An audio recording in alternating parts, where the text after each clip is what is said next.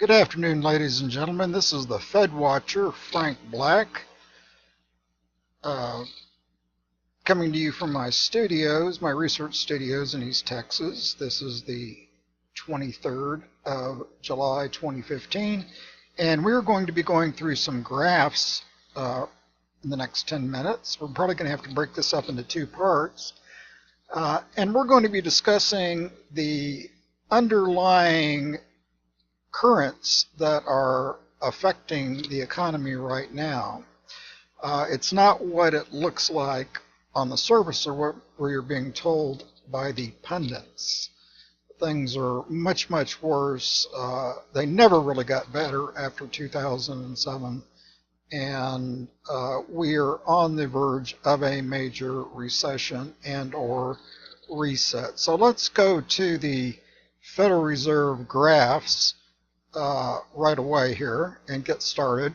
First thing we want to do is look at the civilian unemployment rate. Now, this is the graph that pundits love to use because they say, well, look how good the economy's doing in terms of unemployment. We can see here that these dark shaded areas are the recessions, and of course, as we have recessions, unemployment tends to go up. Of course, we had a big spike here in the 80s at 9.8, and then again here in 2010 at 9.9, or right at 10%. And looky here, we are now down to 5.3% as of this past quarter. Now we are 7 years into the quote recovery, and all the mainstream media are saying, you know, how good things are, that unemployment's down. Well, let's look a little bit closer at what's really going on. Let's look at something called the civilian unemployment, not the civilian labor force participation rate. Now this gives a little bit better long-term perspective of people that are actually in the workforce. Now, the problem with the unemployment rate is once people get off unemployment, whether they find a job or not, they're not counted as being unemployed. So over time, the rate naturally goes down. But if we look here at the civilian labor force participation rate, we can see a huge rise in the 70s, and this was primarily because women were entering the workforce. We had a plateau in the 90s, and then it began to decrease, and this is as we began to export our manufacturing base overseas and became a service economy, and it's gone from around a little over 67 down to 62.6%, which is rather significant if you look at it in a long-term perspective. So actually the number of people in the workforce has decreased since 2000, and really my thesis is the economy overall, the secular economy, which began, the expansion which began post 1945 after the war, peaked in 2000, and it has been declining ever since. Let's look at some more graphs here. Let's go to, let's say, housing starts. And because this is one area that again, the pundits love to talk about, except when things aren't going so well, and that a house tends to be a person's major asset.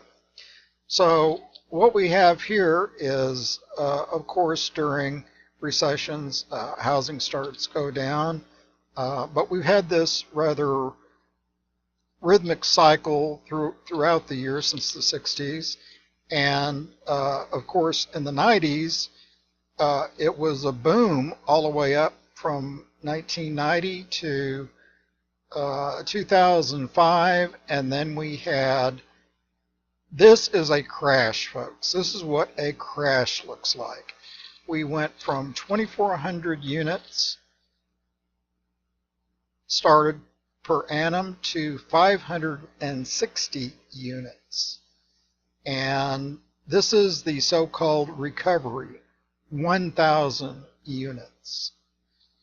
And that's about on par with some areas right around recessions.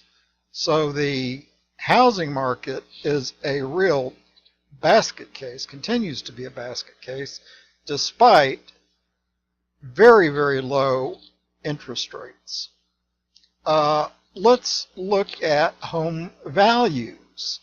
And again, this is something that people depend on for, that's their major asset, and 100 being the average or the basis, and it went up to, in 2006, went up to about 200, a little over 200, and then of course began to roll over, and here's the crash.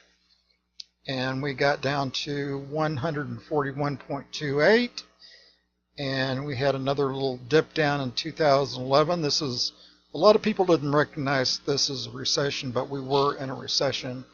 And it has gone back up, but of course the values are nowhere near what they were in 2005. So let's go back and look at the health of the economy in terms of household financial obligations as percent of disposable income. And as we look here, we can see again, during recessions, we have lowered financial obligations because people aren't spending or taking on additional debt until they get to recession areas. And actually this is a lagging indicator, and then after the recession hits, it goes down as people liquidate. Well, look what happened here. This is, again, folks, a crash. Well, did these people liquidate all that debt? No, they didn't. This time it was foreclosures and bankruptcies.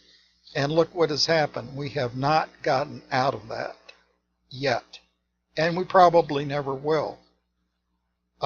This is called a financial endgame, folks. So I think we have time for possibly one more chart, and I want to get into a little bit about the money supply, because that's people talk a lot about the monetary base. So let's look at the monetary base. Okay. This has been the monetary base since 1985, $188 billion, and a steady and healthy increase until the Great Recession, and look what happens. It goes from $800 billion up to $4.144 trillion. This is an incredible increase in the monetary base, folks, and now it's beginning to come off just a little bit. Now, if we have another quantitative easing as we enter this next recession, this is going to go straight up. This is going to go, it's called the hockey stick, where it goes parabolic. And could this result in inflation and depreciation of the dollar? There's a very good possibility it will. So this is going to end part one. In part two, we're going to continue to cover the monetary aggregates and talk a little bit more about the health of the consumer and what we are going to be projecting for the future. This is the Fed Watcher, Frank Black, and stay tuned for part two.